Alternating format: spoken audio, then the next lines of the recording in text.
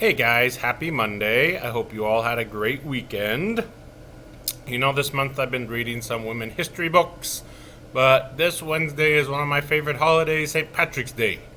So I'm going to read some St. Patrick's Day books. And the first one is Jamie O'Rourke and the Big Potato.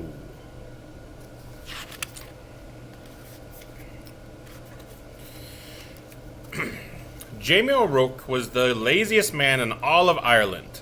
He would do anything to avoid working, especially if it had to do with growing potatoes.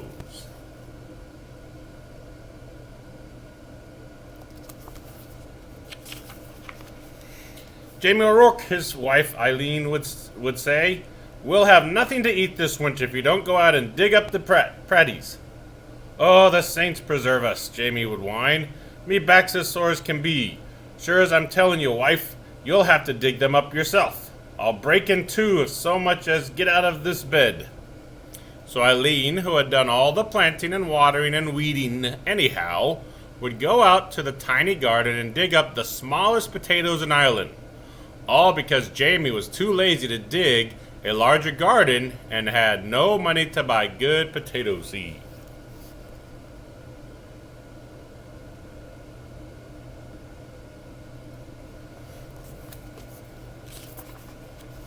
Then poor Eileen wrenched her back and was laid up in bed. St. Bridget and the Virgin Mary herself must have smiled on Eileen O'Rourke, the village woman said. Why, it's the first rest she's had since she married Jamie O'Rourke. With Eileen in bed, Jamie began to worry. No Eileen to dig meant no pratties all winter, and no pratties meant no food. "Oh, poor me. Well, Jamie, I'll starve to death. I'd best go to church and confess to Father O'Malley. There's no telling how soon old death will be knocking on my door." So even though it was midnight, Jamie set out for the church. He was about halfway down the hill when he heard singing and a tap-tap-tapping sound.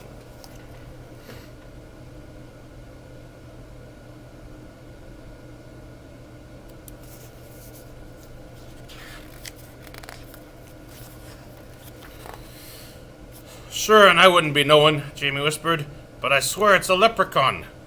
And sure enough, sitting in a circle of ferns in the moonlight was a leprechaun, singing and hammering tiny nails into the heels of the fairy boots he was making. Jamie knew just what to do. He crept up and grabbed the little man by his coattails and held firm. "Let me go! Let me go!" the leprechaun shouted. "Not on your life," Jamie said. "Not until you show me where you keep your pot of gold."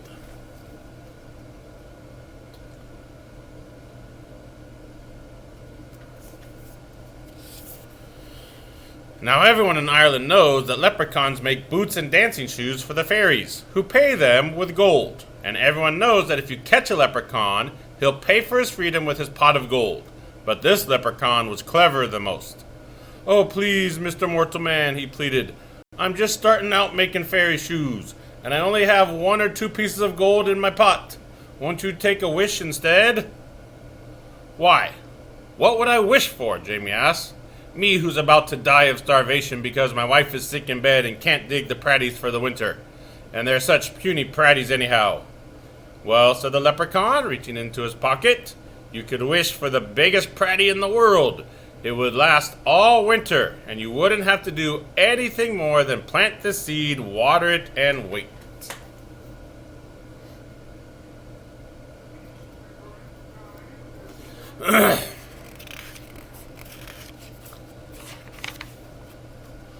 That sounded wonderful to Jamie. "Done!" he shouted. And as the leprechaun dropped the seed into Jamie's hand, Jamie let go of his coattails and off the leprechaun scampered. When Eileen heard what he had done, she was furious. "Jamie O'Rourke, you're not only the laziest man in Ireland, but a fool as well. Giving up a pot of gold for pratty seed." "Well, I'm going to plant this seed and water it, and you'll see," Jamie said, and out he went.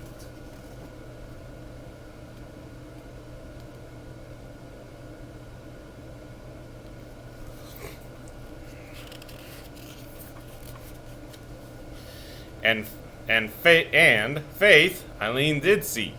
In no time at all, the biggest, finest potato plant had sprouted out of the ground, followed by the potato itself. It was so big it pushed up not only all the dirt in the garden, but the garden shed and the corner of the cottage as well. Well, surely now it's ready to dig, Jamie said proudly.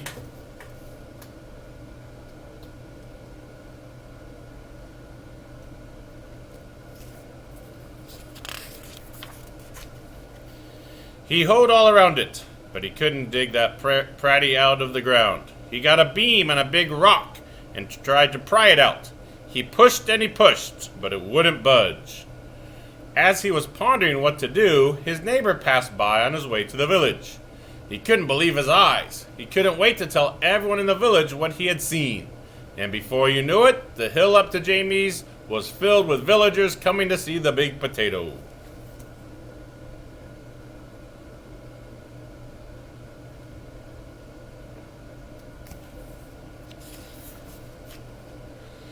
Where did it come from? They asked. Jamie told them about the lucky night he had caught the leprechaun and how smart he had been.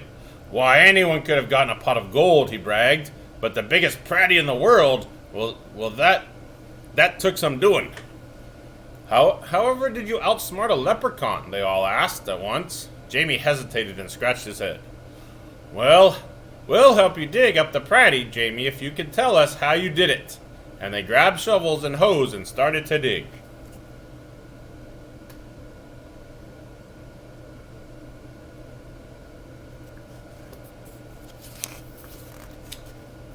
They dug and they pushed and they shoved until the potato flew up out of the hole. It rolled down the hill faster and faster until it reached the bottom, where it bounced up high and came to a stop, wedged between the stone walls on either side of the road. What to do now?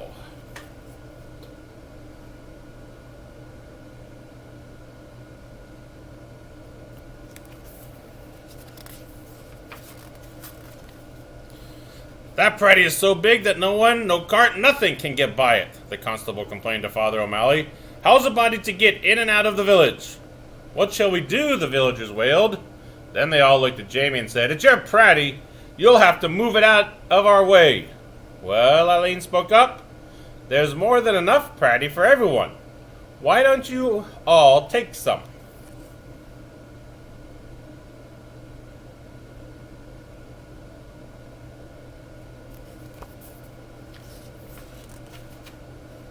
So the villagers sawed and chopped and carted off huge pieces of potato, while Jamie sat on the stone wall and watched.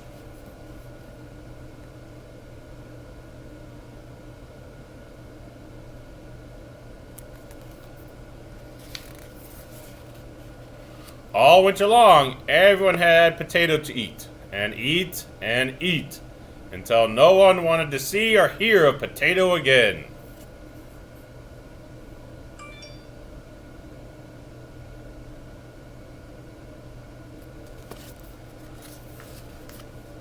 In the spring, Jamie said, I saved a potato eye for a seed.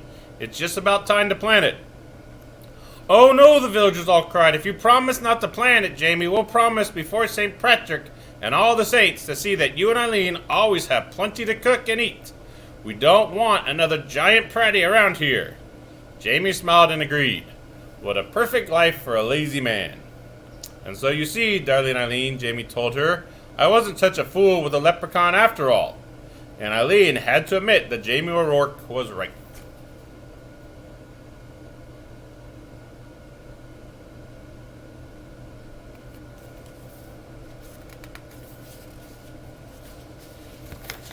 There's a leprechaun.